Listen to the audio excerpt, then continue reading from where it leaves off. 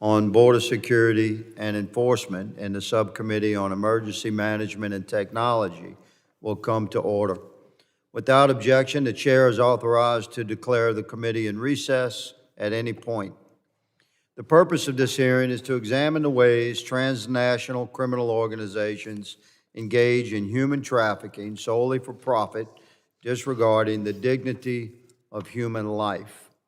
To protect the most vulnerable, we must work together to develop a better understanding of how current border policies have enabled transnational criminal organizations to conduct large-scale human trafficking at the southwest borders, and how can we develop effective solutions to this tragedy that unfolds at our southern border. I now recognize the ranking member for the Subcommittee on Border Security and Enforcement, the gentleman from California, Mr. Correa, my friend and colleague, for his opening statement.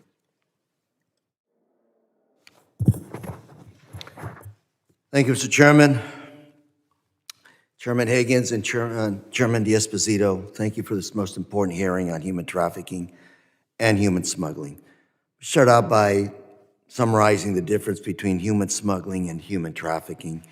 Human smuggling is a crime against the United States and occurs when a person pays for service like transportation or fraudulent documents in order to enter a country illegally, versus human trafficking, which is a crime of exploitation. It occurs when someone uses force, fraud, or coercion to compel another person to work or engage in the sex or trade of forced labor. Human trafficking can happen in any industry, any age, date, gender, nationality. The Department of State estimates there's almost 28 million people that are victims of human trafficking at any given time worldwide.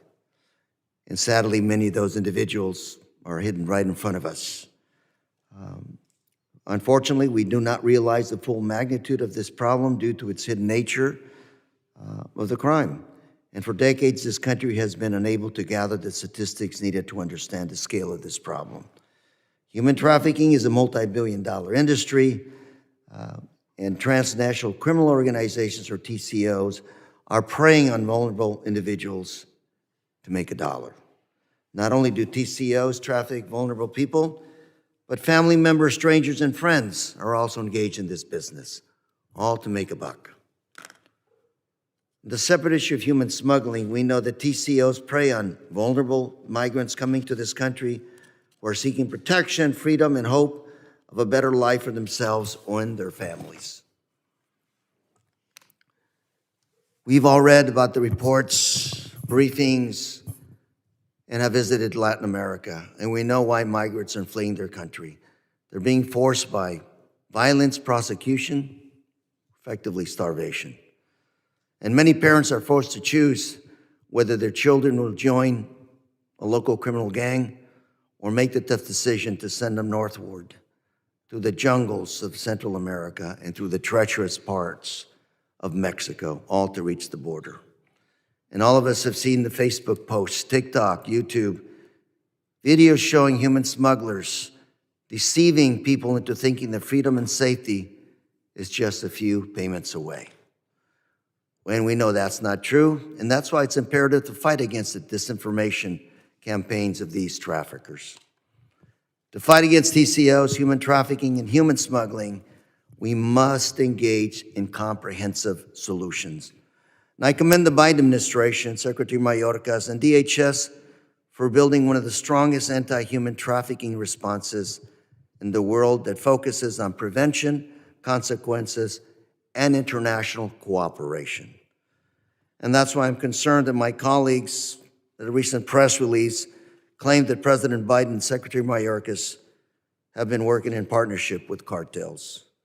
And I gotta say that we may disagree on how to get the job done, but I think we all kind of agree on the objective, which is stop these criminal organizations and to stop these individuals from being victimized.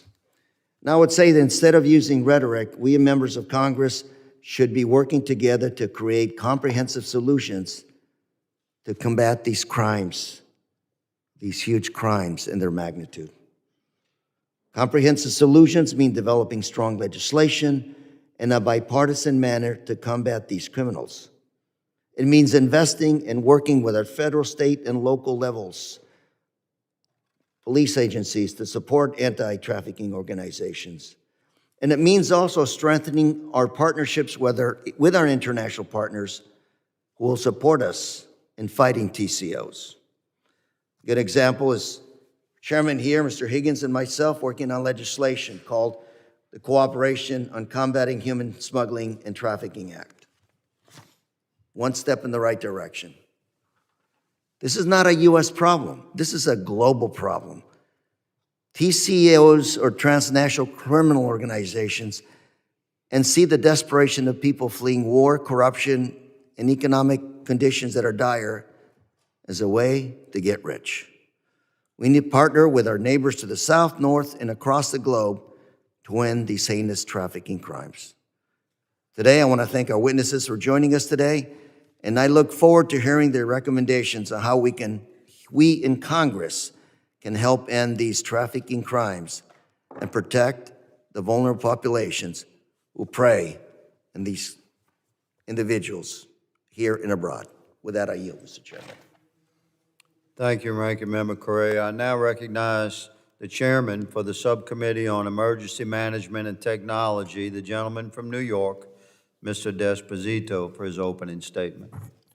Well, thank you, Mr. Chairman. I want to thank you and Ranking Member Correa for so kindly allowing today's hearing to be a joint hearing with the Emergency Management and Technology Subcommittee. I would also like to thank our esteemed panel of witnesses for joining us here today. I'm looking forward to having a meaningful discussion about how the Department of Homeland Security and the United States government can fight against transnational criminal organizations booming the human trafficking business, both here in the United States and along smuggling routes in Latin America. As I am sure we would all agree, human trafficking is an evil which should be eradicated. It is the use of force, fraud, or coercion to exploit someone else for personal gain. It is, in its very nature, dehumanizing, selfish, and cruel. Put simply, traffickers prey on vulnerability and they profit from pain. To some Americans, the reality and dangers of human trafficking may only seem like a plot for a good movie or some faraway and minuscule reality. However, that is simply not the case. While human trafficking is a hidden crime, it is estimated that 27.6 million men, women, and children are currently victims of human trafficking, whether by powerful criminal organizations or by individuals who simply take advantage of others' misfortune. With this in mind, it is important that we explore the reality between the Biden administration's failure to secure the southern border and how TCOs take advantage of migrants on their journey to the United States of America and after they arrive. Transnational criminal organizations make billions of dollars each year off human trafficking alone. And while human smuggling does not cause human trafficking, the two are correlated. A recent ABC article demonstrated that the surge of migration is directly tied to the TCO's recruitment of migrants for their, quote, big business of human smuggling. While migrants pay cartels thousands of dollars to be smuggled into the United States of America, these TCOs often exploit, sexually abuse, and traffic the same migrants who paid them. Tragically, women and children, including unaccompanied minors, bear the brunt of this abuse. The truth is that open borders empower TCOs to take advantage of migrants' vulnerability, and once across the border, many migrants continue to be at risk of being trafficked. With the growing number of migrants overwhelming cities in the United States, the current humanitarian crisis is only putting more individuals at risk of being trafficked. Housing instability, a lack of support system, and financial pressure all make migrants vulnerable to trafficking. While states like Texas and Arizona have had to manage the border crisis for years, Every state, under the failed policies of Biden and Mayorkas, are now becoming a border state. My home state of New York is no exception. Since the spring of 2022, more than 100,000 migrants have passed through New York City, and it is estimated that more than 58,000 individuals still remain in the city's care. The mayor of the city of New York, Eric Adams, has previously stated that the city has already spent more than $1.45 billion to address the migrant crisis, and that New York City could potentially spend $12 billion to address the migrant crisis over the next 3 fiscal years. It is glaringly apparent that the city is inadequately prepared to house or provide services to the growing number of migrants. The mayor's response has been to put migrants in already overcrowded homeless shelters and hospitals, JFK Airport, and a tent city at Randall's Island, just to name a few locations. The lack of planning when it comes to migrant housing is extremely concerning, given that we know about the human trafficking risk factors. In 2021, Polaris, the operator of the National Human Trafficking Hotline, published a report that found that migration or relocation and unstable housing are both major risk factors that can make an individual more vulnerable to human trafficking. New York City and the Long Island area have one of the highest rates of human trafficking in the country. According to the New York State Division of Criminal Justice Services, between 2008 and 2021, local authorities have made 58 human trafficking arrests, 24 in my home county of Nassau, and 34 in the bordering county and the home to Congressman Nick LaLota in Suffolk County. Given the fact that the current administration continues to do nothing to address the migrant crisis, I am deeply concerned that this lack of resources and planning will lead to an increase in the number of individuals being trafficked. Furthermore, in the Long Island area, gang activity can also contribute to the risk of individuals being trafficked. As highlighted in a Washington Post article from last year, the gang MS-13 has, quote, increasingly turned to sex trafficking over the past decade to generate income alongside drug trafficking. MS-13, which has operated on Long Island since 2003, many have been convicted of dozens of murders in the region and is considered one of the most violent criminal organizations on Long Island. I hope for the sake of all those being impacted by this crisis that we are able to come together to find meaningful solutions. Again, I thank you all for being here today. I thank the chairman and the ranking member, and with that, I yield back. Thank you, Chairman Desposito. Mr. Chairman? I now recognize myself for my opening statement. Today we'll be examining and uncovering how transnational criminal organizations commit heinous and incalculable horrors in their trafficking schemes across our southwest border and deep into the United States. Human traffickers are part of a large network of vicious, evil organizations that exploit vulnerable people for profit. The Biden administration has unwittingly facilitated cartel operations at the southern border, and as a result, we face a human trafficking crisis. Cartels have been emboldened, and migrants have been victimized. The most vulnerable, including children, have become targets for cartels and violent gangs who prey on them for forced labor or sexual exploitation and slavery. It's important to recognize the key differences between human smuggling and human trafficking. Human smuggling is a crime of unlawful movement of human beings. On the other hand, human trafficking is a coercive crime against a victim by force, usually through forced labor or sexual exploitation. As criminal cartels continue to exploit our borders, human trafficking will only worsen. Smuggling can and does lead to trafficking. Transnational criminal organizations charge migrants thousands or even tens of thousands of dollars to be smuggled across the border, with many being unable to pay and subsequently forced into sex, drug, and labor trafficking rings. I'd like to recognize the Board of Security Subcommittee's bipartisan effort to combat this evil. Earlier this year, Ranking Member Correa and I introduced H.R. 4574, the Cooperation on Combating Human Smuggling and Trafficking Act, which seeks to enhance border security by expanding partnerships with law enforcement entities in Mexico, Central America, and South America to combat human smuggling and trafficking operations. In the last Congress, this committee introduced the Countering Human Trafficking Act of 2022, which provided statutory authority for the Center for Countering Human Trafficking within the Department of Homeland Security. The border crisis has facilitated an immigration crisis in the United States and has allowed criminal cartels to prosper by exploiting the most vulnerable individuals. Criminal cartels have expanded to operate global enterprises where each migrant is viewed as a commodity in which these criminal cartels are able to profit.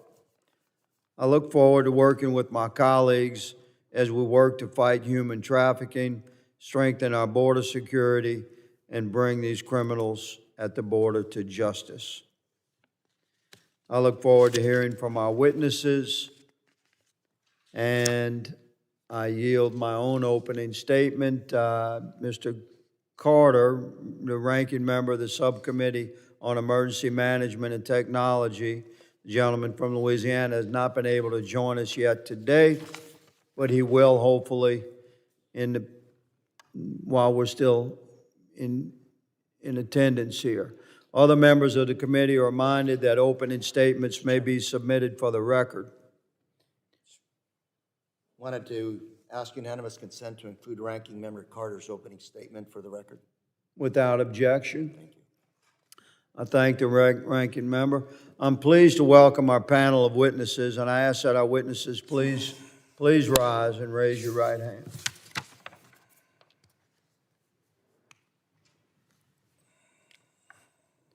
Do you solemnly swear that the testimony you will give before the Committee on Homeland Security of the United States House of Representatives will be the truth, the whole truth, and nothing but the truth, so help you God?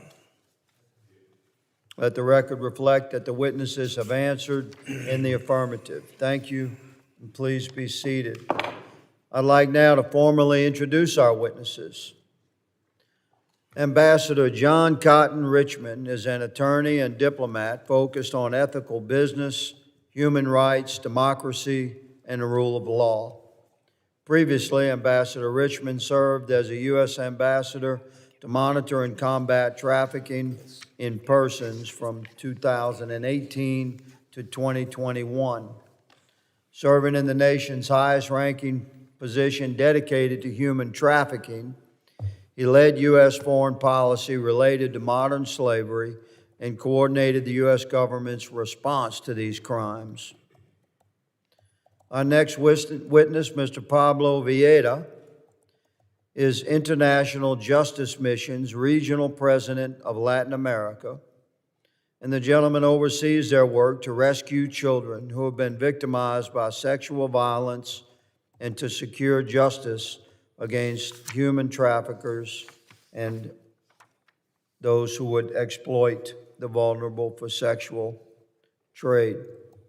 Mr. Villeda joined International Justice Mission as Guatemala's Field Office Director, where he led a team to achieve significant convictions against perpetrators of sexual violence, and he pioneered new ways of combating child sexual assault by equipping officials within the Guatemalan justice system with what they needed to fight back.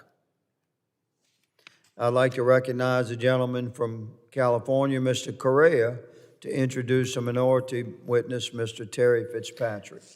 Thank you, Mr. Chairman Higgins and Chairman D'Esposito. It's my honor to introduce Mr. Terry Fitzpatrick. A journalist by training, Mr. Fitzpatrick has been involved in the fight against human trafficking for over a decade. He has award-winning coverage on human rights and criminal justice. He's also helped produce films about human trafficking in 14 countries around the world. and he currently serves as the director of the Alliance to End Slavery and Trafficking, also known as a TEST, a coalition advocating for solutions to end human trafficking.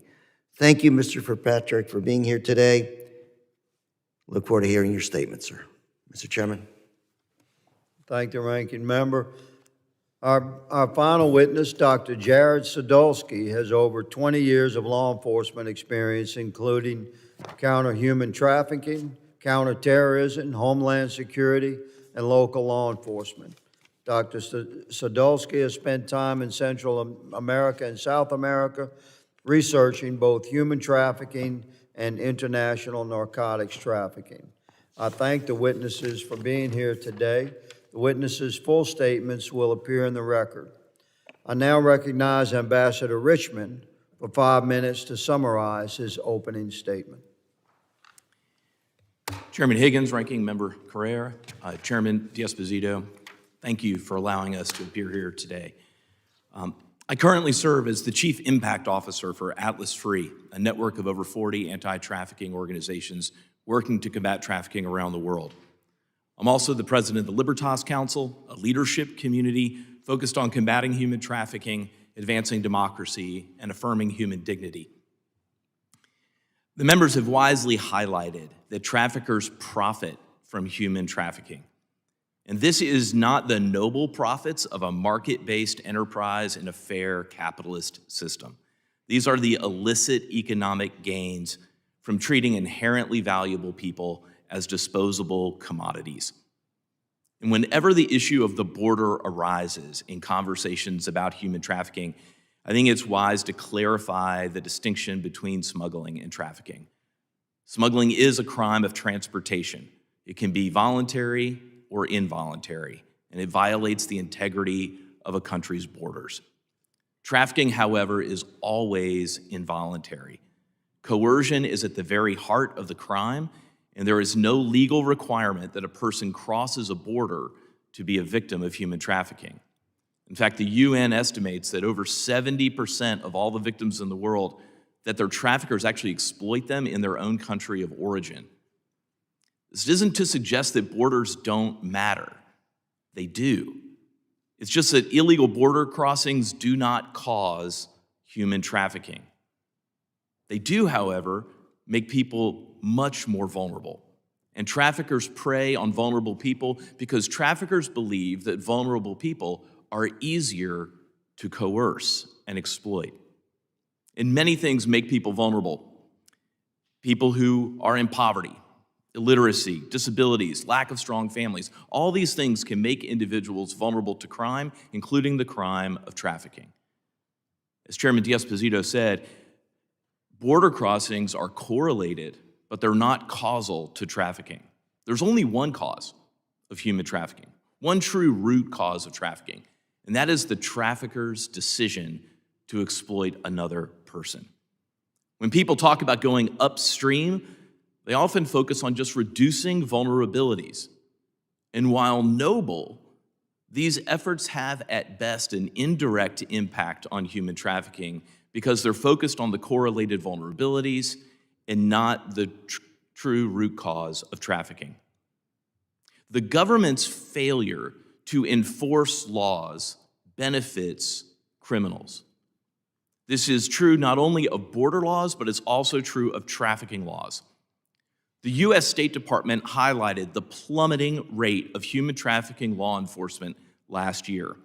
According to the State Department, the United States only initiated 162 new federal human trafficking prosecutions last year. New prosecutions have not been that low since 2014. U.S. federal courts only convicted 256 human traffickers last year, a 48% decrease since 2019. And although strong and effective criminal justice response to trafficking alone will not solve the problem, it is a necessary component of a holistic approach. The failure to fund and resource the hardworking people of the Department of Justice and Homeland Security to enforce our trafficking laws means that human traffickers are operating with impunity. Pair the awful reality with the dramatic increase in vulnerable, undocumented people, and human trafficking becomes a high-reward, low-risk criminal enterprise. And we're not only dealing with the government's failure to enforce border laws concerning individuals, the United States is also failing to stop companies from importing goods made by forced labor victims. The teams at DHS charged with enforcing both the Tariff Act and the Uyghur Forced Labor Prevention Act must be allowed to stop slave-made goods from tarnishing United States markets. Congress must decide if it will take a consistent approach to human rights or only engage in soaring rhetoric when it's convenient to other priorities. With almost all the solar panels crossing United States borders having been stained by China forcing Uyghur minorities to work, we have to ask if America wants to go green on the back of slave labor. We have to ask if chocolate Halloween treats are worth traffickers forcing children from Mali and Burkina Faso to work in fields. Forced labor interferes with free markets and it undermines capitalism. For individuals to flourish, people must be free to decide where they work and who touches their bodies. Congress should move quickly to reauthorize the international provisions of the Trafficking Victims Protection Act and to create vacatur and expungement pathways for trafficking survivors. The United States should screen every undocumented person for indicators of trafficking as it humanely enforces its border laws and prevents the surge of vulnerable individuals for traffickers to target. Thank you, and I look forward to your questions in this discussion today. Thank you, Ambassador. I now recognize Mr. Villeda for 5 minutes to summarize his opening statement. Chairman Higgins, Ranking Member Correa, Chairman Desposito, and distinguished members of the subcommittees, thank you for the opportunity to testify before you today. My name is Pablo Villeda Ortiz, and I serve as Regional President for Latin America at International Justice Mission. In Latin America, we work in Guatemala, El Salvador, Honduras, Peru, Colombia, Bolivia, and we recently concluded a 10-year project addressing sex trafficking of children in the Dominican Republic. Before joining IJM as Guatemala Field Office Director in 2007, I practiced law inspired by my father, who dedicated his life as a lawyer to help many people in need. But I grew up in safety, free from fear of crime. But I knew that was not the experience of millions of others. I witnessed this first when I worked as a law clerk in Guatemala's justice system. I saw that those living in poverty did not have real access to justice. And then in my capacity at IJM, I met many survivors of violence who expect little protection from their justice systems. The title of this hearing suggests a broken path. If such a path exists, it is indeed broken, broken from the outset. Broken in the communities of millions of people in Latin America for whom violence is a never-present danger. The rule of law is only a notion, and actually, impunity is the norm. So in the face of these challenges, we must look to the source and then work to address factors that drive people to abandon their communities. IJM's experience in Latin America, where we work in partnership with justice system officials, is that progress is possible and has not been seriously undermined by leadership transitions or corruption. Local governments, of course, must be held responsible for extending the protection of the rule of law to all, but especially those living in poverty, so that they are safe within their own communities, and there are proven effective ways to achieve this end. For example, as a result of IJM's program in the Dominican Republic, we have seen a 78% reduction in the prevalence of sex trafficking of children in the Dominican Republic. We are convinced that when a justice system protects its most vulnerable and treats victims with dignity, they report crimes. Perpetrators are held accountable. Violence is deterred, and the cycle of abuse is broken. It is then when victims become survivors and flourish. and people can live peacefully within their own communities without the need to seek a life elsewhere. The United States has a pivotal role to counter violence as a fundamental factor that creates instability, drives migration, and makes people vulnerable to trafficking. And toward that end, and as I close, I would like to offer 3 recommendations. First, we encourage the United States to continue to partner with and invest in local governments in Latin America.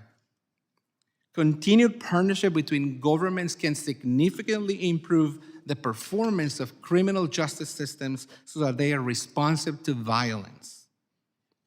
Secondly, we encourage the United States to increase diplomatic efforts to address violence against women and children in partnership with the government of Honduras. In January 2023, the United States and Honduran governments announced their intention to sign a joint memorandum of understanding that defines specific actions against domestic and gender-based violence, while also increasing support to survivors. IJM encourages the Department of State to work with the government of Honduras to finalize and commence such a joint statement. And finally, we urge members of Congress to reauthorize the Trafficking Victims Protection Act. September 30th marked 2 years since the previous authorization of the international TVPA programs expired. But last week, the bipartisan Frederick Douglass Trafficking Victims Prevention and Protection Act, H.R. 5856, was passed by the House Foreign Affairs Committee. If enacted, it would reauthorize key provisions of the TVPA. We encourage members of this committee to co-sponsor and vote in support of that bill. Thank you again for the opportunity to testify before you, and I look forward to your questions. Thank you, Mr. Villeda. Mr. Fitzpatrick, you're recognized for 5 minutes to summarize your opening statement. Thank you, Mr. Chairman Higgins and D'Esposito and Ranking Member Correa, and to all the members of the committee for allowing me to speak today. Just one thing to say about the Alliance to End Slavery and Trafficking, so you know who we are. We're an alliance of organizations that conduct programs in more than 30 U.S. cities and 100 countries. And we advocate for stronger federal laws and increased federal funding to prevent and combat forced labor and human trafficking. I think the most important thing that would be the takeaway from my remarks today is this: whole of government solutions, comprehensive, holistic solutions are needed to defeat trafficking. And I'd like to take a few moments to explain what we view that means at the border. I have 3 issue areas and 3 recommendations. Issue 1 is some context. Some statistics I've seen is it's actually only 15% of trafficking victims around the world today are actually migrants. So not all forced labor and human trafficking is related to migration. A significant number of individuals are trapped that way. That 15% adds up to about 4 million people worldwide. Not a small number, but putting it into a larger context. Unfortunately, there are no authoritative numbers for inside the United States. The National Institute of Justice is doing some research on that. But it is known that migration-related trafficking reaches beyond undocumented individuals. For example, the National Human Trafficking Hotline, run by Polaris, has received thousands of calls for help from migrants inside the U.S. legally on guest worker visas or already in asylum-protected status. Lastly, for context, it's American businesses who ultimately profit from transnational human trafficking. American farms and factories exploit migrant children in illegal child labor, and migrant adults trapped in illegal debt bondage are generating profits for American corporations. Issue 2, the need for prevention and protection. Law enforcement isn't the only solution. Foreign assistance programs can help reduce the number of individuals fleeing their home countries. Increasing the capacity to properly process migrants can reduce trafficking vulnerability. That's because long delays at legal points of entry can cause desperate individuals to seek irregular pathways and become trafficking targets. There's an urgent need at the border for more asylum officers, immigration judges, child welfare specialists, and attorneys. As well, to protect migrants already here, there is a need for increased workplace inspections by the Labor Department and reform of guest worker visa rules. Issue 3, the protection of American values and leadership. Migrants not only seek opportunity in the United States, they seek safety and freedom. Our answer to those fleeing forced labor and human trafficking abroad must not be to go back. Congress has ensured that the U.S., perhaps more than any other country, embraces a whole-of-government vision for counter-trafficking programs. However, at the border in particular, our nation is not living up to that holistic ideal. Quickly, 3 recommendations. I will echo the recommendation to please pass the Trafficking Victims Protection Reauthorization Act, the TVPRA. To improve international trafficking prevention, this bill will require the integration of anti-trafficking strategies into programs, all programs, at the U.S. Agency for International Development, with financial earmarks for countries in Central America, where a lot of the unaccompanied minor push factors are sending children to our southern border. To protect trafficking survivors in the U.S., the bill reauthorizes programs at the Department of Health and Human Services. There's a companion bill in the Senate, S-920, with additional provisions to protect migrants. When it comes over for passage, we urge you to pass that as well. Recommendation 2, enact key provisions of the FY24 Emergency Supplemental Appropriations Request. The border supplemental includes additional asylum officers and immigration judges, increased social services, and tougher enforcement of U.S. child labor law. As well, please hold the line on trafficking funding throughout the federal budget. With all the public attention, with movies and news reports about child labor in American factories, the response from Congress cannot be, we're going to slash funding for anti-trafficking programs. Lastly, recommendation 3, do not roll back protections for unaccompanied child migrants. All children deserve screening by specially trained border personnel, not streamlined streaming by lesser trained immigration adjudicators. I look forward to explaining a little bit more about those recommendations and any questions you might have. Thank you much. Thank you, Mr. Fitzpatrick. Dr. Sadulski, you recognized for 5 minutes to summarize your opening statement, sir. Chairman Higgins, Ranking Member Correa, Chairman D'Esposito, thank you very much for the opportunity to be here today and to provide this testimony on human trafficking. As a doctor of criminal justice, a professor at American Military University, as well as a humanitarian, I've been conducting research on human trafficking trends in Latin America for several years. This work has led me to in-country research in South America, Central America, and the United States. As a guest of Interpol and the National Police of Colombia, I've conducted in-country research on human trafficking originating in Colombia, and I've also conducted in-country research in 4 years of humanitarian work in Central America.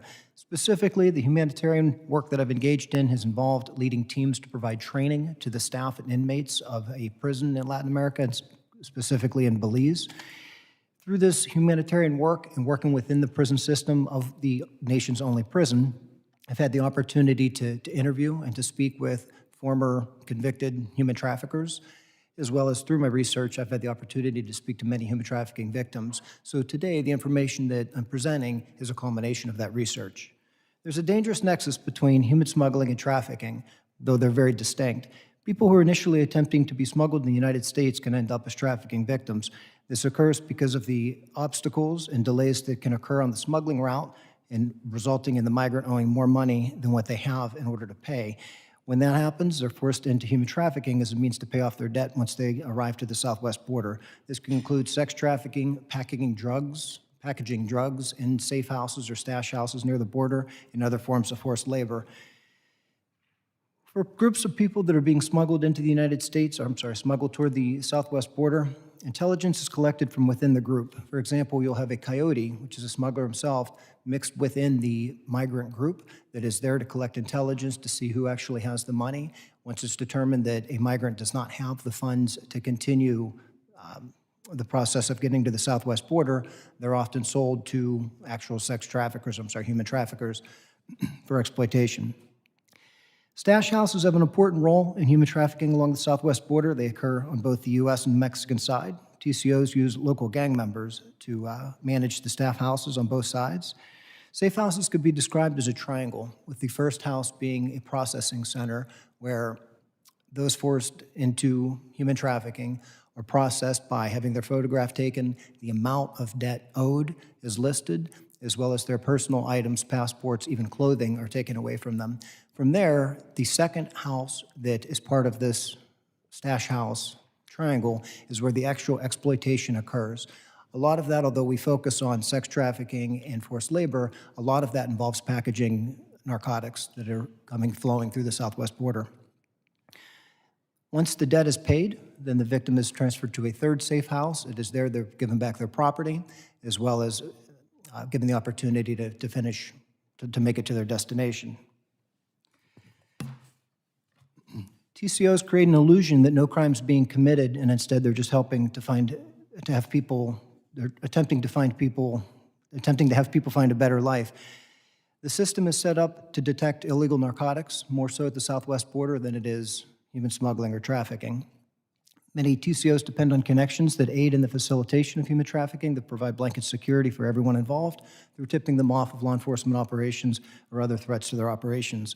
One element of human trafficking that's not well known is organ harvesting. Sadly, part of my humanitarian work in Central America has revealed that there's a market for juvenile organs.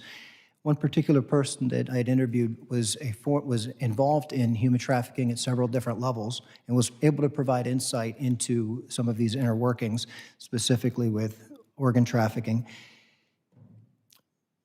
The reason why organ harvesting has become a market is due to a buyer's personal needs. For example, if someone has a family member that's dying and is unable to obtain that organ legally, they'll basically provide a custom order for a specific organ.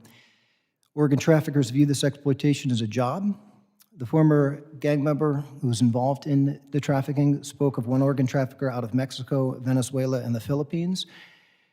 The organ trafficker would frequent homeless shelters, other shelters, encampments, and drug houses where families camped with their children.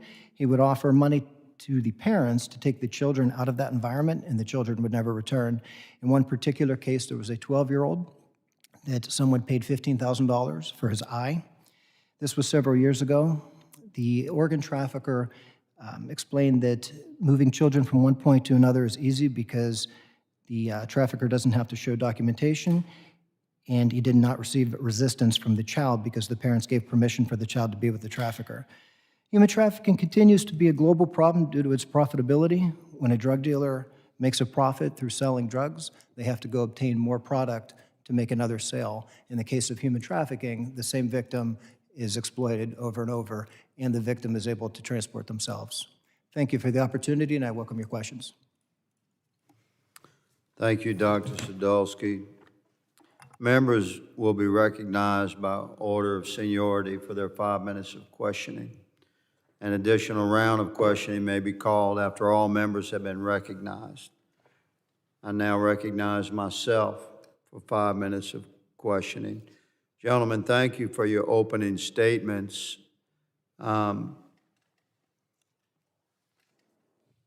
We are in a new era of impact from illegal crossings at our southern border.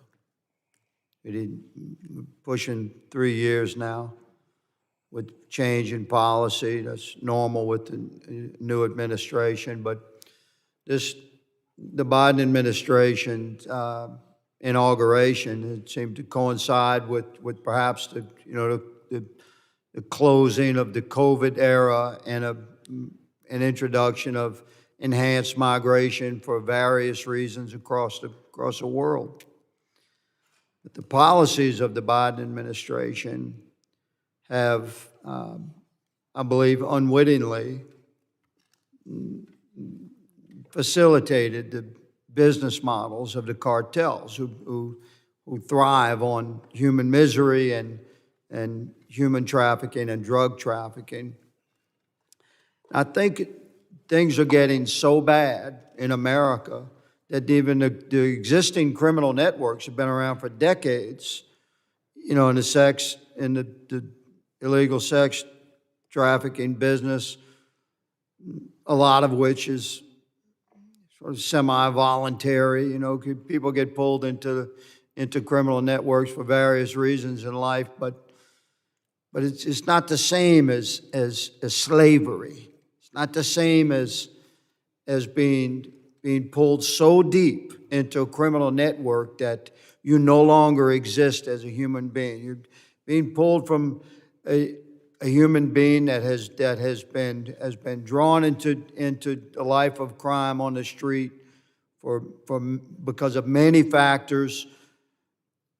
It's bad. I had a CI call me a couple of years ago from a guy in New Orleans, and as you gentlemen know, most confidential informants are, you know, they're on the edge of the criminal networks themselves. They're homeless, they have drug issues, etc. I had a CI call me. He said, "Cap, something's happening out here that's real bad that he's never seen before in all of his years on the street." He said he was offered in the middle of the night one night. He was offered a woman for $2,500. And he didn't understand that because it was a very high price to hear on the street. And the man making that offer explained, "No, that's to own the woman. Like, she's yours." He was selling a human being, not access to a human being or illegal sexual trafficking of that human being for a period of time. We're talking about owning a human being. So even the criminal networks are recognizing that America is being pulled into a darkness we've never seen before. Ambassador, you mentioned that traffickers are operating with impunity. And Mr. Villeda, you mentioned a 78% reduction of child trafficking after a campaign of prosecution. I would like you two gentlemen, please, in the remainder of my time, a minute and a half, beginning with you, Ambassador Richmond, please respond to what would happen with the cartels and criminal networks business model if we began aggressively prosecuting in the United States child trafficking and putting a lot of people behind bars that are currently operating, as you described it, with impunity. Mr. Richmond? Chairman, I think there is little doubt that when there is no rule of law or when laws are not enforced, it benefits traffickers' business models. It takes away the risk. If prosecutions were increased, if investigations were increased, particularly trauma-informed prosecutions where we have both agents as well as prosecutors who understand the impacts of trauma on victims and understand how to investigate this economically motivated crime, I think there could be a significant impact on traffickers' operations, particularly if those increased prosecutions are paired with thoughtful trauma-informed protection services for the survivors to make sure that they get the care they need, and wraparound services for those survivors. And if we can do both, prosecutions and protection services, I think you'll see a much more successful. So a significant impact you mentioned, and Mr. Villeda, you had cited a 78% reduction. Would you please touch on that briefly, sir? We notice in the Dominican Republic that with focused, targeted investments in capacity building of law enforcement and prosecution, the crime of human trafficking reacts and diminishes to the enforcement of the laws. So we actually saw a 78% reduction in the Dominican Republic in the sex trafficking of children, and we have seen similar results in other projects around the world. Thank you, Mr. Villeda and Mr. Richmond, for your answers. My time has expired. I recognize the ranking member, my friend and colleague, Mr. Correa, for 5 minutes of questioning. Thank you, Mr. Chairman. I have to say to the witnesses that your comments are very sobering. It reminds us of the challenges ahead of us as a society, as a country. And I agree with the chairman. We have a new era, as he would say, of impact. Refugees. Is this a U.S. issue or global issue? Colombia is now looking at not 2.5, but 3 million Venezuelan refugees. They're bursting at the seams. Costa Rica, I met with the president 2 weeks ago and said the same thing. I've got a challenge with the refugees within our borders and how to deal with the maintenance, sustainability. Mexico is saying the same thing. We have policy changes, possibly, as the chairman has said. We also have COVID that devastated a lot of countries in the world, especially in Latin America. Honduras, well, the respect to the Honduran president and the others, is really a failed economy right now. COVID devastated them, and they really don't have a plan on how to get out of their economic woes. I think the said could be said for many other countries, especially in Latin America. We have got wars, and they're driving people, Middle East as well as in Europe. Year and a half ago, I was in Tijuana receiving a lot of the Ukrainian refugees as they were being processed into the U.S. So I'm going to ask you, with each one of you, with Ambassador Richmond, is this a U.S. challenge or is this a world challenge? Very quickly, sir. Well, clearly, trafficking is a global challenge. Mr. Villeda. It is a global challenge. Countries have to Mr. work together. Fitzpatrick. Global, absolutely. Mr. Salisbury. And I'm going off my notes because, frankly, like the chairman says, new era of impact. And I'm trying to figure out what's going to stop this. Building a wall. Do you think building a wall is going to help? Mr. Richmond. I think we need every possible intervention to stop Mr. trafficking. Villeda. We need comprehensive solutions, sir. Mr. Fitzpatrick. Comprehensive, a wall might create more trafficking than it might stop. Mr. Sadulski. I believe it needs to be an all hands on deck approach, and I think that would include a wall. And thank you. And the reason I'm asking these questions at big global scale is that this thing is going to get worse before it gets better. You know, the more testimony I hear from you, the experts, these economies are not getting any better. They're getting worse. And Chairman put together a trip to Central America to go see the Darien Gap just a few weeks ago that had to be rescheduled. But, you know, I think the most dangerous part of this trip is not the Darien Gap. It's traveling through Mexico. By the time most of those victims reach the border, and I say victims of human trafficking and smuggling, 80% of those women are either raped or sexually assaulted. And for people to be that desperate to take that trip north tells you people in a dire situation, and I don't see things getting any better in Central America or a lot of those other Latin American countries. So, you know, I'm going to ask each one of you again, what's the answer? Mr. Richmond. Third. The answer is to bring hope to the victims by actually enforcing our laws and providing them But you services. got to feed them too. Hunger is a great motivator. Mr. Villeda. Hunger is a motivator, but not the only one. If they would have the opportunity to feel safe in their own communities, many people would rather stay. Mr. Fitzpatrick. I just want to make a comment about prosecution. It's who we're prosecuting. I think there's a lot of attention on prosecuting coyotes or transporters who are moving people for trafficking, but it's factory owners and agricultural farm owners who are actually exploiting people on the land. So prosecution needs to be thought of. What about the banking system? What about the financial services system that actually transact and transfer money from the victims to organized crime? Sure, the FinCEN system has been designed, and the Liechtenstein Initiative has been designed to help look for illicit transnational transactions. So there's a conference right now. Dr. Sadulski, my last 9 seconds. Yes, sir. I believe it comes down to international collaboration between governments, as well as NGOs, as well as education to the migrants themselves, because I think there's a misconception in some areas of Latin America of the dangers of coming across to the United States. For example, a migrant that I recently spoke to explained that he was unaware of how dangerous it was going to be. He spoke of children and adult skeletal remains that he saw scattered throughout the route. And these are things that I think that a lot of migrants are not aware of in terms of the dangers, and I believe that is one part of the solution. Mr. Chairman, I want to thank the witnesses for their testimony today, and I yield.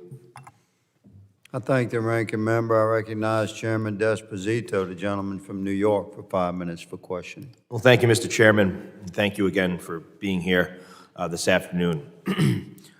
Ambassador, in your witness testimony, you share how, although, and you say, poverty, illiteracy, disabilities, and lack of strong families, end quote, are conditions that create vulnerability.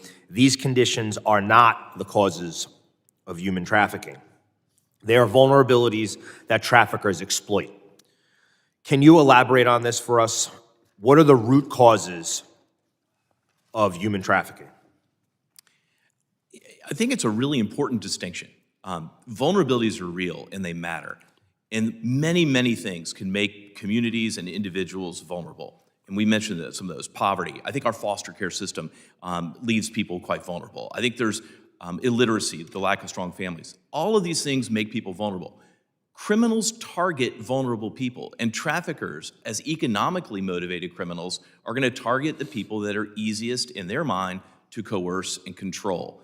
People who are without legal status to be present in the United States have a special vulnerability. When I was a federal prosecutor at the Department of Justice and part of the Human Trafficking Prosecution Unit, I prosecuted traffickers that intentionally targeted undocumented, vulnerable individuals because they believed they would be easier to control. I think the important idea is that it's good to work to reduce vulnerabilities in general, but that is an indirect approach to stopping trafficking because the root cause of trafficking are the criminals who commit the crime, the women and men who decide they're going to treat inherently valuable people as disposable commodities. Thank you. And I think what's important here is, and the chairman pointed out, is this is especially for many of the communities that we represent that are seeing human trafficking, this is a new era of crime. And both of us coming from law enforcement, and, the chairman mentioned still speaking to some CIs, and I've had the same experiences. This is a new era of crime, and even some of the most seasoned criminals and perps on the street do not understand how this is changing our communities. So on that note, how do TCOs and traffickers benefit from the current lack of law enforcement and border security, especially on our southern border?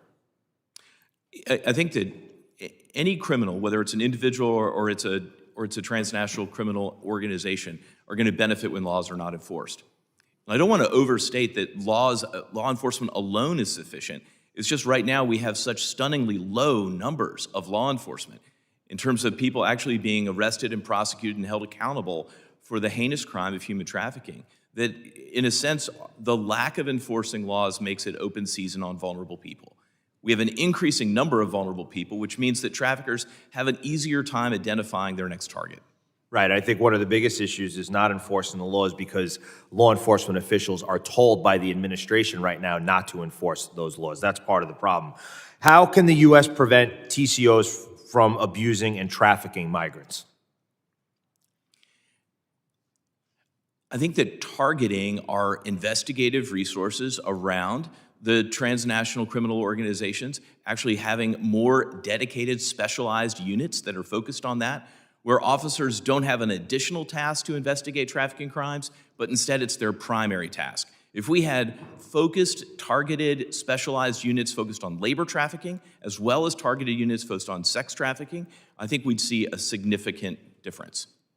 And I know it was mentioned in some of the opening statements, especially Mr. Valeda, but perhaps you can expand, Ambassador, on we should have coordination with Latin America in combating trafficking. How do you think we could do a better job of that? I think we need to continue engaging each country throughout Latin America, encouraging them to enforce their laws. They have signed up to the International Convention, the Palermo Protocol on Trafficking in Persons. Make sure that they are being held account to enforcing their laws, both to protect and provide services, but also hold traffickers accountable. Thank you. Mr. Chairman, I yield back the last 20 seconds of my time. The gentleman yields. The gentleman from New Jersey, Mr. Payne, is recognized for 5 minutes for questioning. Thank you, Mr. Chairman. And I think a point or question that I have in this whole scenario is, unfortunately, the demand for these human beings is very concerning for me in this country. I mean, we're supposed to be the beacon, and yet and still, traffickers are preying on more and more people because there has to be a demand. So that's very troubling to me. Mr. Chairman, I want to thank you once again. Human trafficking impacts adults and children. Children have unique needs and understanding. That I offered a bill called the Homeland Security for Children's Act, which was enacted into law last Congress. And I do a lot of my emphasis on this committee around children and their needs. The law required all components of DHS to incorporate the needs of children in its planning and mission execution. Mr. Fitzpatrick, could you explain the importance of having DHS officers take into consideration the needs of children and that are victims of trafficking and smuggling? Thank you for that question. There was a bill that has passed the House, H.R. 2. Part of it, I believe it's Title V, would streamline the screening of unaccompanied children at the southern border. Imagine you're 9 years old and you don't have a lawyer, you don't have a social worker, you have a streamlined adjudication process. That should not be the way things are for children at our southern border. I don't think that the special protections that Central American children have should be the ceiling, that should be the floor, and others should be brought up to that. Mm-hmm. And so I think that looking at the push factors that cause these children to be sent by parents and to flee Central America or other countries, and then the processing of those children, and to be sure it's fair and thorough and holistic and trauma-informed, and then also the protection of them once they're resettled in the United States and don't end up in meatpacking plants and car factories. Yeah, and that's my other concern as well. We have a situation here that requires a lot of concern and thought about what is it happening in those countries that a parent is willing to send their child. I mean, how devastating or distraught a parent must be to have to send their child in those circumstances. So we really need to look at what's going on in those countries as well that makes people that desperate that they're willing to take that chance on their child making it alone. Let's see, recent estimates indicate, Recent estimates indicate that over 3 million children are in forced labor worldwide. The Department of Homeland Security has recognized the work done by the Center for Countering Human Trafficking as a Homeland Security mission in its third quadrennial Homeland Security review. Other efforts such as public awareness campaigns have raised salience of human trafficking in public. Mr. Fitzpatrick, in your testimony, you mentioned that we need to take a whole of government approach to combat trafficking. Could you please highlight actions DHS has taken in this area and that other agencies can learn from? I've been really quite impressed with the early steps that the CCHT, the Center to Counter Human Trafficking, has taken inside DHS. In particular, there is a dedicated team looking at just labor trafficking and not at sex trafficking. I also think that DHS deserves great credit for its early steps in the implementation of the Uyghur Forced Labor Prevention Act. There have been thousands of shipments and millions of dollars of goods that are tainted by forced labor in China that have prevented from getting into the U.S. economy. Okay. And the victims of this crime are not just the individuals. The victims of this crime are factory owners in your congressional districts who have to compete with factories in China that are using slave labor. So thinking more holistically about this as an unfair trade practice and not just as a crime against individuals. Thank you very much, and I yield back. Gentleman yields. The gentleman from Alabama, Mr. Strong, is recognized for 5 minutes for question. Thank you. Ambassador Richmond, as we know, transnational criminal organizations are well informed on U.S. immigration law. In fact, a Border Patrol agent previously said that cartels even go as far to study it and to find any loopholes they can to exploit it. I appreciate your comments about how exploited vulnerability and lawlessness, how migrants crossing the southwest border are vulnerable to trafficking and abuse. You briefly mentioned in your testimony, but I really want to drive this point home. Would greater U.S. border security and law enforcement impact the cartel's human smuggling and trafficking business? I think increased law enforcement in enforcing all of our laws, border laws as well as trafficking laws, is going to have an impact on cartels and traffickers' businesses. I think we also want to look at the fact that where enterprises or companies are benefiting financially or otherwise from engaging in trafficking activities, they too can be held accountable under the existing Trafficking Victims Protection Act. And so enforcing laws across the board will strengthen the government's response and negatively impact traffickers.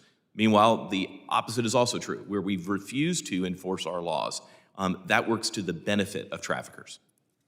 Thank you. Mr. Sadulski, as you know, human smuggling is often a dangerous, life-threatening process for migrants because they travel through international borders, gangs and cartel territory, or vast jungles. Do you believe migrants traveling on human smuggling routes know the dangers of the journey to the U.S. and specifically the risk of being trafficked? No, sir, I most certainly don't believe they know the risk. I think that there's a big misconception about the routes, with the exception of the Darien Gap. With the exception of there, I think there's a misconception on what the route actually looks like and the dangers that it presents. Thank you. How does the Biden administration's failure to secure the southwest border facilitate human trafficking? Well, human trafficking, it's a business. Right now, there's a change from drug trafficking to human trafficking because of the profitability. The border has presented an increased number of people coming across, which is, as a result, increased trafficking. We've never seen this number of trafficking in history. Do you believe the Biden administration has failed to secure the southern border? Yes, sir. I want to ask each of the same. Ambassador Richmond. I think it's clear that the southern border is not secure and hasn't been for a long time. Thank you. Sir? I'm not in the position of make such categorization, sir. But what I do know is that the U.S. administration can certainly do more. Thank you. Mr. Fitzpatrick?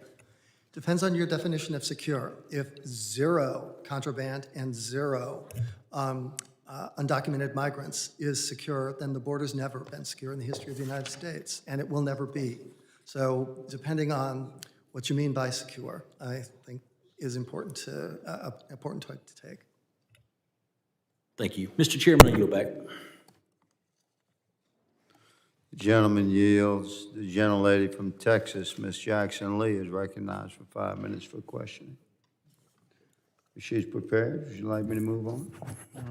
I'm prepared. Yes, ma'am. You are always prepared. Hardest working members of Congress. We recognize the gentlelady from Texas. Thank you so very much. This is an area that many of us have confronted for many, many years. Mr. Fitzpatrick, I held a hearing on human trafficking in 2014 with then Chairman McCall. Certainly it is going on a decade ago, but we know that we have confronted this issue over and over again. I'm about to sign a letter dealing with two rules offered by DHS and Department of Labor dealing with H-2A visas. Those are farm workers. And for many of us, our concept, and many of the friends we grew up with or traveled from different places came as farm workers. We remember the partnership between Dr. King and Cesar Chavez, and they were trying to work together for the equal rights, farm workers, and at the time, rights for Negroes, for colored people in the South, across the nation. That's what we viewed America as, giving opportunity where there is need. And I think that we will find that those persons who fall into the depths of being trafficked really are trying to come here to work. They are trying to come here for opportunity. And unfortunately, we hear from the proposed viewpoint of a president that says he's running again, that he will have deportation camps. I can only imagine a nightmare as the world watches and wonders what has happened to America. Unfortunately, I lived through the separation of families a few years ago under the previous Trump era. And I'm very grateful that we have a court settlement filed Monday by the Biden administration, American Civil Liberties Union, concluding a years-long legal dispute after thousands of children were separated from their families at the southern border. I literally witnessed those children when they were making a tempered effort to reunite children and parents, mostly mothers. The children were in shock. They did not gravitate toward those mothers. It was lasting damage that occurred. They didn't recognize who they were. So I'm as anxious about cartels, the viciousness of cartels and trafficking for people who are really trying to come here to be able to contribute. Our farms say that they need more workers. Various other places need workers. So I just want to pose some questions to you very quickly. This is a bigger framework than just talking about who doesn't have resources. We need resources, and I hope my friends will join me as we do the Department of Homeland Security appropriations and that we do the border security package, that we have resources to fight the cartels and the traffickers. That's a big part of it. But we also have to recognize that people are trying to come here to work, Mr. Fitzpatrick, in your testimony, that you mentioned in your testimony that child migrants need to be screened by specially trained border personnel. What are the risks of an expedited screening of child migrants by lesser trained staff? And let me add something else to it.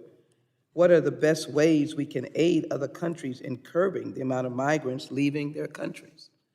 So one, how do we deal with the children? And then how do we deal with the migrants? I laid the groundwork. I think they're coming mostly not to bring fentanyl. That's another fight. And I will stand with my colleagues, Republicans and Democrats, at the gate, fighting those who are bringing the devastation of fentanyl, which we know is coming through China and then into and through the southern half of the United States. But if you can answer those two questions, children and then migrants coming from other countries and curbing the amount of migrants.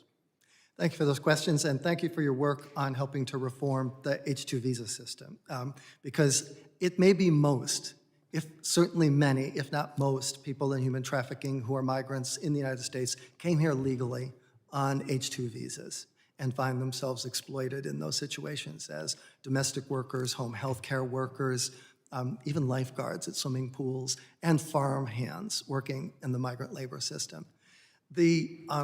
As I mentioned, it's just when children have lawyers or when trafficking victims have lawyers, then they have rights. And when they don't and have to stand before an adjudicator and without social safety net, social workers or lawyers, the outcome is not so good. It's hard for them to articulate that they have a credible fear of trafficking if returned to their home country, which is a qualification for asylum status.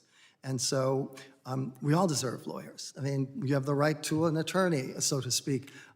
So children have the right for those levels of services. And then migrants, the chairman is being kind, migrants and them coming to the United States. Yes, it's just trying to streamline so that children can be turned around quickly to deal with numbers is no way to treat a child. The migrant families coming. And they should not be separated from their families because the Flores settlement requires that the children receive different treatment than their parents or that there's some suspicion the children aren't legitimately the children of those parents. I think there's, if you would increase the funding for the adjudicators, the social workers, the judges, that is included in the border supplemental. There's plenty of border guards and other kind of hardened police and border security provisions that are in that bill. I would urge you to please include the other elements that are in the border supplemental as well. Thank you, Mr. Chairman. I'd like to ask unanimous consent to put into the record the Forbes article dated October 16, 2023. Biden administration promises benefits and path to asylum to migrant families separated under Trump. This was a settlement, so this is a responsibility that the administration has to engage in. Thank you so very much. Without objection. Gentlewoman's time has expired. The gentleman from Oklahoma, Mr. Brashear, is recognized for 5 minutes for questioning. Thank you, Mr. Chairman. It should be no surprise that policies that encourage the explosive number of illegal immigrants coming across our southern border are also a correlation tied into human smuggling increases, human sex trafficking increases. We went from, in 2019, 45-year lows of illegal immigration to now the highest number in our nation's history, 270,000 in the last month reported coming across our southern border. There is a power differential.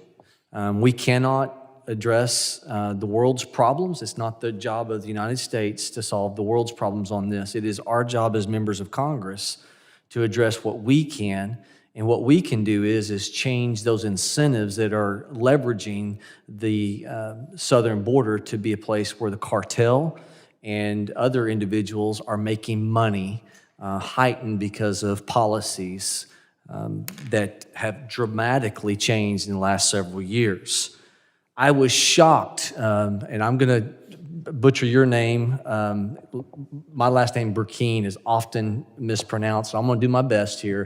Sadulski? Sadulski, sir. I'm so sorry. That's okay. I was shocked. You represent the American Military Academy. You're a professor there.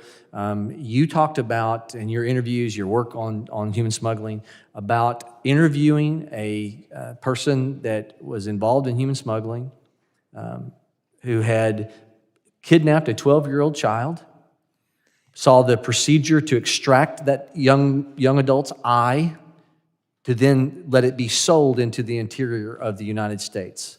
Well, sir, to clarify, the trafficker, the former trafficker that I had spoke with, who had been incarcerated, had gotten out of prison, he was speaking about another trafficker. He wasn't the one responsible for the organ harvesting. This was another trafficker that he was associated with, and he was explaining the process of how that works.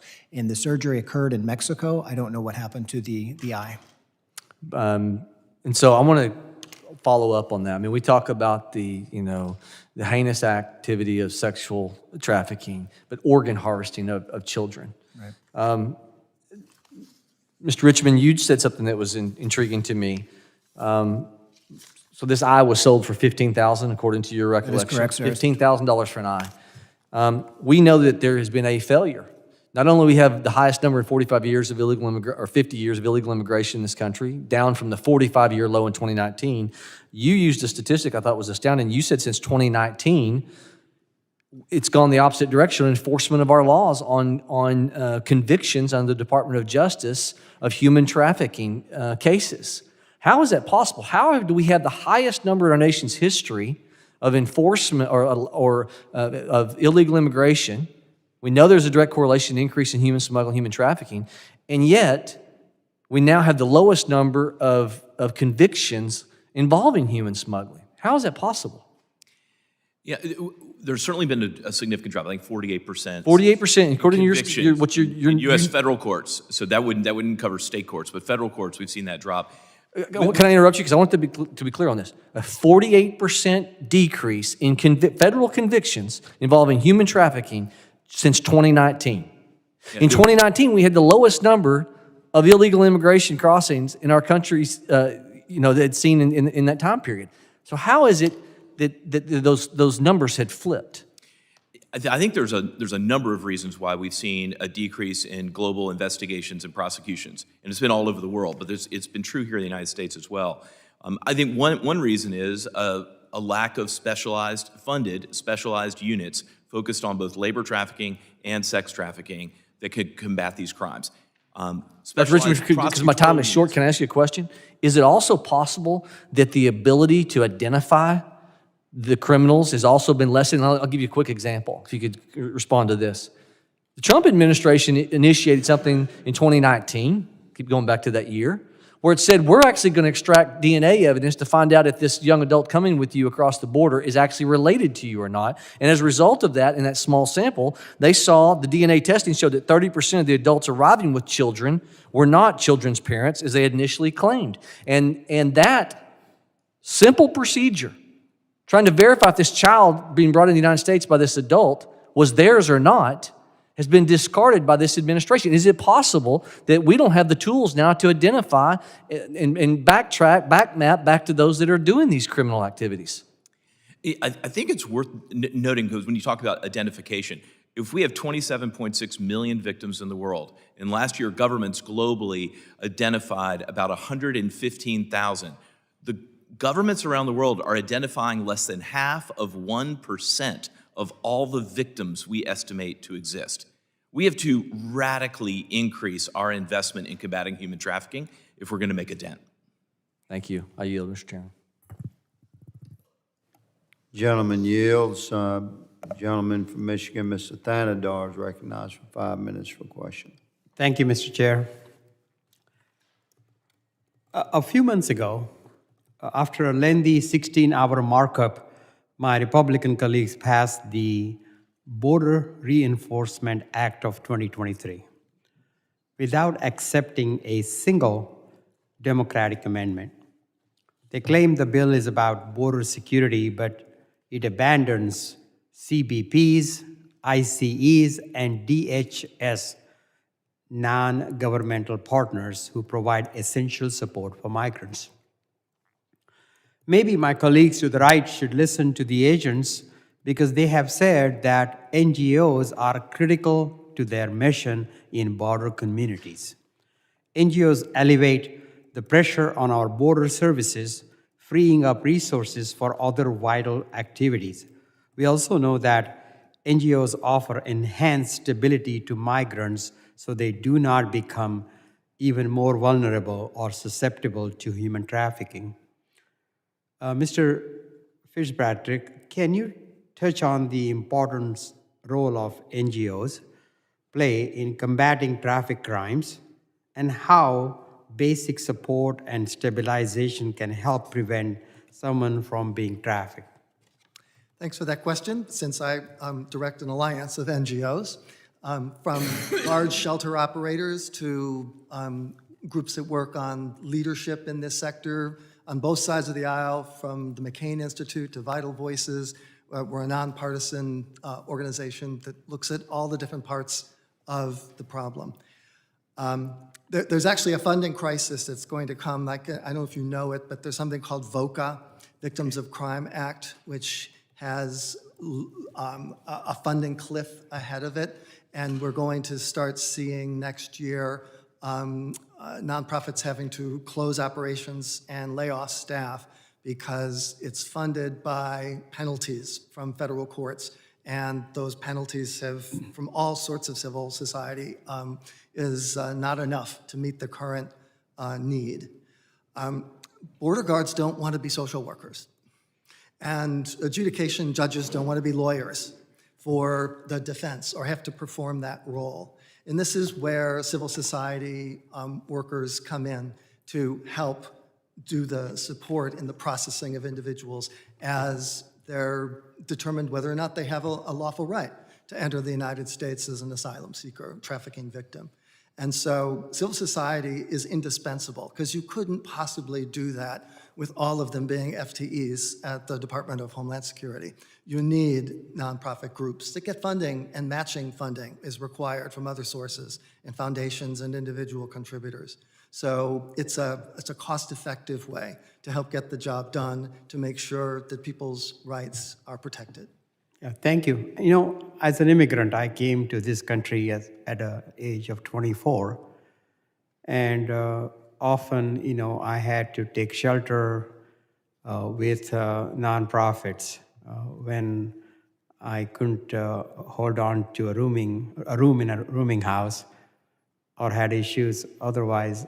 And I got a lot of help as an immigrant. And I owe it to them for what I was able to do later.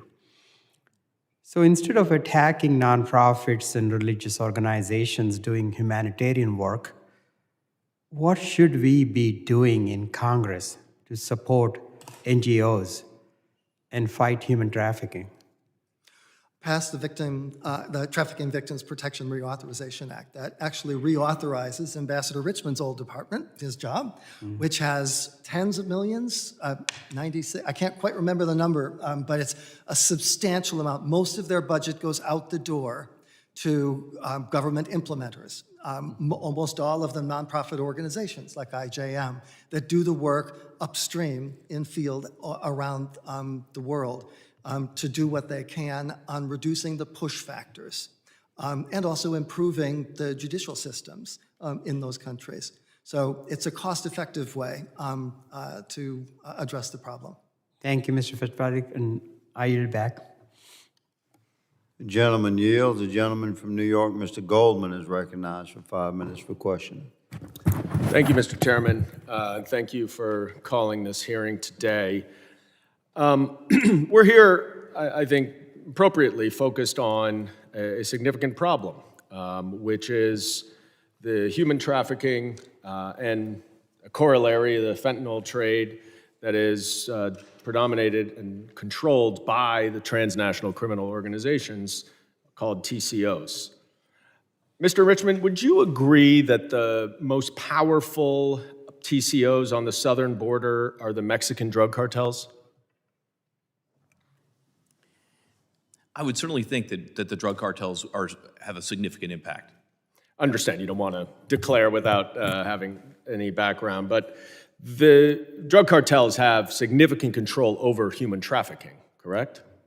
I think we have definitely seen cases where drug cartels and gangs have shifted to not just selling drugs, but also moved into selling illegal commercial sex, as well as forcing people to work. Mm-hmm. As well as the fentanyl trade that is running rampant, Indeed. Correct?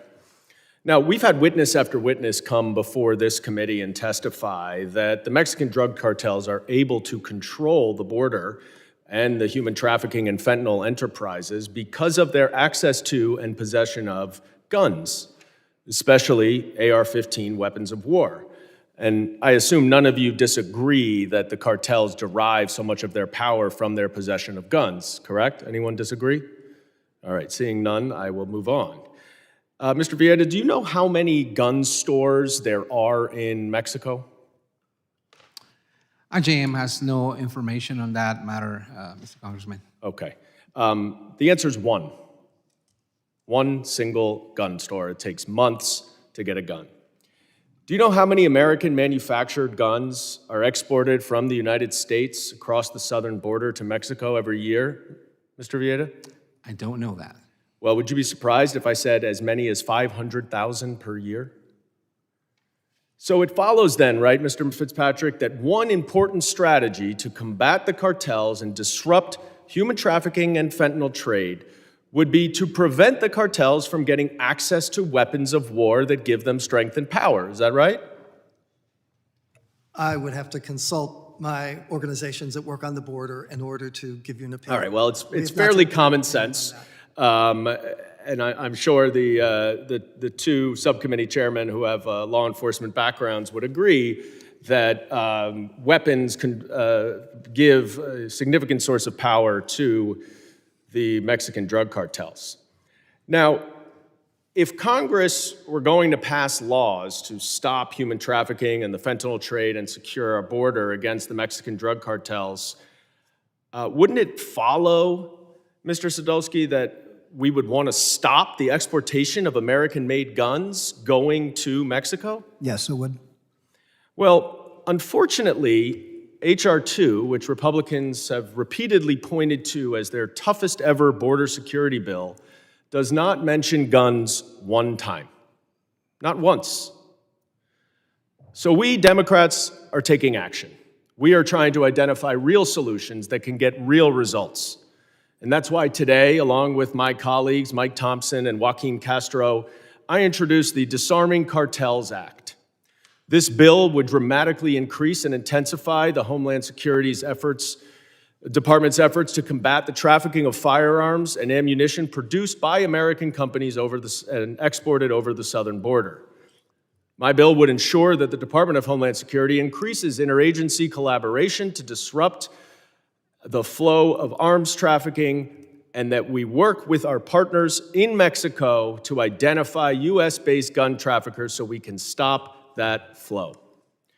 Now, my Republican colleagues repeatedly sit here, hearing after hearing after hearing, pointing fingers at the Biden administration for all of the border security issues. Well, here's an opportunity to actually do something. And I urge each and every one of my friends on the other side of the aisle to join me and support this legislation that every expert agrees will help to secure our border. And with that, I yield back, Mr. Chairman. Gentleman yields. The gentleman from California, Mr. Garcia, is recognized for 5 minutes per question. Thank you, Mr. Chairman. And I also want to continue some of this conversation around what's really giving the cartels power at the southern border as well. Now, we know that cartels and RTCOs are destructive. We know what they're doing around human trafficking. What's happening along not just the border, but human trafficking in general is horrific. We can all and we should all condemn just the horror that's happening to so many families, and particularly so many young women. But it's also important that we also focus on ways these cartels maintain their power. And one of the ways that they maintain their power is, like was just said, is weapons and arms smuggling. So I think that's also very important to talk about. Now, each year, according to CBS News reporting, between 500,000 and 1 million weapons enter Mexico illegally from the United States, from us. We know that many of these weapons are military-grade weapons of war, including belt-fed miniguns, grenade launchers, and a variety of other types of weapons. And the overwhelming majority, of course, end up in the hands of drug cartels. So it's about 1 million weapons a year that actually get smuggled into Mexico from the United States. And we have allowed the cartels to essentially amass arsenals. These are the weapons they often use to traffic human beings, to kill innocent Mexicans and US civilians, and of course that they use to attack law enforcement on both sides of the border. Now, Mexico has been doing their part to solve the avalanche of guns. Like was just mentioned, there is one gun store in all of Mexico, and actually that one gun store only issues 50 permits a year. So we know the guns are not coming from Mexico, they're coming from us. And it shouldn't surprise anyone that according to a variety of reports, anywhere between 70 to 90% of all the guns that are recovered in crime scenes in Mexico are actually traced back to US gun sales. So if we're going to fight an effective fight against the cartels, we need to make sure that they cannot get their hands on US firearms. Now, without even including ammunition and gear, the retail value of US weapon sales, which go to the cartels, is around $500 million a year. So given that, it's unsurprising that according to the Council on Foreign Relations, over 50% of all US firearm dealers and up to 80% of border state federal firearms license dealers are actually dependent on Mexican cartel demand for their economic existence. So if you think about it, 1/2 of all US gun dealers would essentially go out of business if not for gun sales that end up in the hands of the cartels. So this is actually a huge public policy and public health crisis. Both sides of the border need to be involved. And if we actually want to take on human trafficking, the illegal guns that are coming from the United States play a huge role in funding these cartels. They're, of course, trafficking all of these families from Central and South America and Mexico. Now, we know that there has been strong support from the Biden administration. The Bipartisan Safe for Communities Act took an important step in combating firearms straw purchasing and trafficking. That was obviously the first reform we've seen in decades, but we need to do a lot more. I also recently introduced legislation that takes on ammo. It's called the Ammo Act, to reform the way we license, sell, regulate, and oversee large ammunition sales in this country. But we also need to crack down on direct access to these guns by the cartels. Just really briefly, I'd like to go down to all of our witnesses, and I want to thank you all for being here. Would you agree, yes or no, that U.S. trafficked guns are critical to the cartels in maintaining their power. We'll start with Mr. Richmond. I think, given the fact this is a human trafficking hearing, it's important to note that Congress wisely and innovatively in 2000 passed the Trafficking Victims Protection Act, which focuses on And sir, nonviolent so coercion. just back to my question. So yes or no? Would you say that guns that are trafficked are critical to cartels maintaining their power? Yes or no? I think that most traffickers in the world use nonviolent coercion to exploit their victims. So you can't answer the question. So you don't think that trafficked guns are critical to cartels maintaining their power? I think this hearing is about human trafficking. Yes or no, sir? You want to answer the question? Okay, Mr. Villeda, do you think it's not a hard question? Do you think that trafficked guns are part of cartels maintaining their power? Yes or no? Part of the problem, sir, but not the only one. Okay, thank you, Mr. Fitzpatrick. I couldn't say one way or the other. You couldn't say if gun sales have anything to do with cartels maintaining their power? Trafficked guns. Trafficked guns. That's a subset of gun sales. And I couldn't say. Mr. Sadulski? Yes, guns are a problem. Thank you very much. I don't think that was a very hard question. It's unfortunate that it can't be answered. And finally, just another question for everybody. To effectively fight against cartels, do we need a whole-of-government approach, which also should include addressing the smuggling of guns? Addressing the smuggling of guns, should that also be addressed to fight cartels? Mr. Richmond? Yes or We no? should enforce all our laws regarding guns as well as human trafficking. Mr. Villeda? The U.S. administration should cooperate with local governments. Mr. Fitzpatrick? Sure, yes. And Mr. Sadulski? Yes, sir. Well, thank you, Mr. Chairman. I'll yield back. And again, we want to say that we got to really focus on also guns and ammo sales if we want to take on the human trafficking issue. Thank you. The gentleman yields. The gentlewoman from Illinois, Ms. Ramirez, recognized for 5 minutes for questioning. Thank you, Chairman Higgins and Ranking Member Mr. Correa.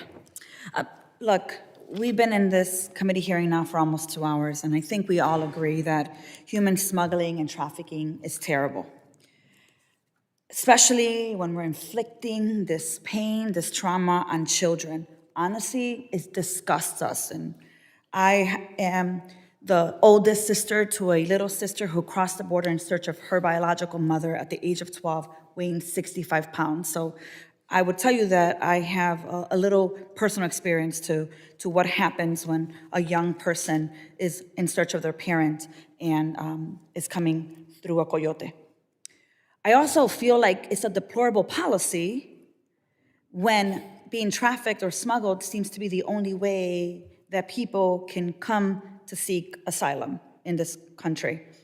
And time again, I've heard from some of my colleagues here that, wow, what is the root cause of migration? And I also haven't seen any humane pathways for people to come into this country legally so that traffickers don't continue to marginalize, oppress, abuse, rape, and do the things, deplorable things that they do. So I wanna come back to what I always usually come back to, which is the morality of human life here. Mr. Villeda, you heard one of my colleagues ask the question, what is the root cause of human trafficking? And I heard one of the witnesses mention, well, look, poverty, vulnerability, if they think that they can take advantage of this individual, they will, and they do. So, Mr. Villeda, this is also like Congressman Garcia, it's a yes or no question. Do you believe that we should pass comprehensive protections that give survivors of human trafficking permanent protections to stay and work in the U.S. and seek the resources they need to thrive? Appropriately screened migrants who have been identified as victims should be given the opportunity to receive proper So yes. care. Thank you, Mr. Villeda. Mr. Fitzpatrick, what do you think? Yes or no? That program already exists. There's a T-visa system for that, and it just needs to be expanded and properly funded, yes. It's expanded and properly funded, but the answer is yes. Okay. Well, Mr. Fitzpatrick, my colleagues on the other side talk about how they care about children. I hear about it all the time here. I hear it on the House floor. But the legislation that they passed in this committee, H.R. 2, I call it the Child Deportation Act, was passed through the House this spring that threatens to shut the government down over what they propose to be the extended amount of time where a child would spend more time in jail. Currently, I think they were talking about custody and CBP from 3 days to up to 30 days. Now, my little sister talks to me about the amount of time she spent waiting to be sponsored and the trauma she's still dealing with now at the age of 29. So I don't believe any children should have to spend one single hour in jail-like setting. But their legislation is asking that happen, and then also talks about deporting undocumented people, and that includes children. So, Mr. Patrick, would forcing unaccompanied children to remain in unsafe conditions without a guardian make them more vulnerable to trafficking? Yes, it would, and I don't believe that Congress can, by act of Congress, undo a court settlement that the United States has agreed to, the Flores settlement in particular. So to the extent that the law tries to get around what the government has already said it's going to do in a consent decree in court, I'm not sure, I'm not a lawyer, but I'm not sure that Congress can just simply say we're not going to honor that court agreement. Thank you, Mr. Fitzpatrick. So let me ask you one other yes or no question. Would sending children back to dangerous and deadly situations in Mexico protect them or make them more vulnerable? Is that a question to me? That's a question, yes or no. Would sending children back to Mexico in a dangerous, deadly situation protect them? I'm against sending children back, period, whether it's to Mexico or whether it's to their country of origin. I think sending them to an intermediate country could be even more riskier than sending someone back to their country of origin. Yeah, I agree. So look, I just want to conclude. I want to see human trafficking end. I think we all do here. We also have to ask ourselves, why are people crossing the border to begin with? And I think a couple of people brought that up here. And I think the final part of that is, it is a policy choice that we don't actually pass legislation that addresses the reason that people need to migrate and creates legal pathways. So I'm not going to back down in the face of relentless attempts to criminalize the right to seek asylum and endanger children in the process. And I really hope that if we're going to be saying we care about children, that we actually address it by policy and create legal pathways so that human traffickers no longer have business. And with that, I yield back, Chairman. The gentlewoman yields. Seeing no further members present for questioning, I thank the witnesses for their valuable testimony and the members for their questions. The members of the subcommittees may have additional questions for the witnesses, and indeed we do. We would ask that the witnesses respond to these in writing. We'll be submitting these questions in writing. Pursuant to Committee Rule 7D, the hearing record will be held open for 10 days. Without objection, the committee stands adjourned.